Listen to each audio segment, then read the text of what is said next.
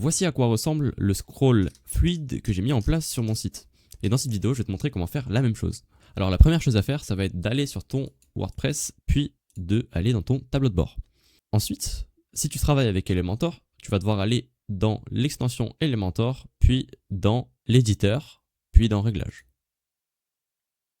Ensuite, tu vas devoir descendre pour aller ici dans les éléments personnalisés, dans le code.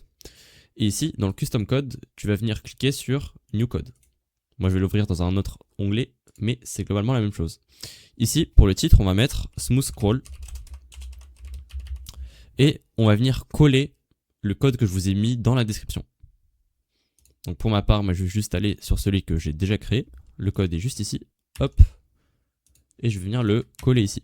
Puis on va cliquer sur Publier. Et c'est bon, maintenant que vous avez publié ça, vous avez un scroll qui est fluide et plaisant pour les utilisateurs quand ils utilisent votre site. Maintenant, je vais vous montrer un petit peu plus en détail comment customiser ce scroll là. La première chose, ça va être, si vous voyez que le scroll bug un petit peu, ça va être soit d'ajouter, soit de retirer cette partie-là entre les deux balises style. Donc là, je vais vous montrer l'exemple. Si je le retire, le scroll va commencer à bugger de mon côté. Vous voyez, je peux même pas scroller. Quand je scroll, c'est... Voilà, je vous montre avec la souris. Voilà, c'est vraiment pas instantané. Ça bug, globalement. Donc ce que je vais faire, c'est que je vais rajouter ce petit bout de code qui permet d'enlever la scroll behavior. On remet à jour. Et quand on retourne sur notre site live, ça devrait être bon. Donc, hop. Et là, on voit que le scroll est revenu à la normale. Ensuite, vous avez la duration du scroll. Imaginons que vous voulez un scroll qui est rapide. Ici, vous pouvez changer. Vous pouvez mettre, par exemple, 2.2. Hop. On remet à jour. Jamais oublier de mettre à jour. Puis, on actualise le site. Et là, on va voir que le scroll se finit plus vite.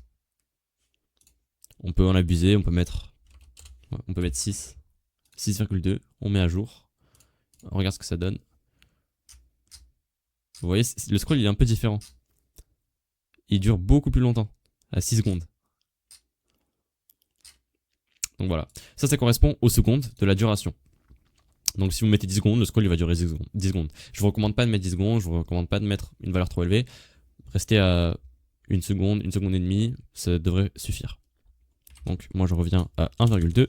Ça correspond à la position, aux fonctions en gros qui permettent de faire cette fluidité. Et ça, c'est finalement la vitesse du scroll que je vous disais tout à l'heure, je m'étais un petit peu trompé. Donc là, on avait 1 de base, imaginons que je mets 4 et j'actualise. Là, on a un scroll qui est vraiment rapide, qui dure bien 1 seconde,2, mais qui est rapide. Donc vous pouvez jouer un petit peu sur ces valeurs-là pour avoir quelque chose de vraiment unique. Par exemple, vous avez aussi le touch multiplier, touch scroll speed multiplier. Donc ça doit être avec le mobile. Donc cette valeur-là correspond à la rapidité, au multiplicateur de rapidité sur mobile.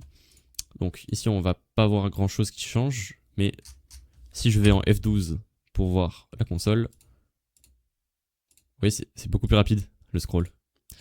Bref, voilà. Jouez un petit peu avec ces valeurs-là, utilisez-les à votre guise et vous allez voir que vous aurez un site encore plus unique. Abonnez-vous si vous voulez d'autres tutos.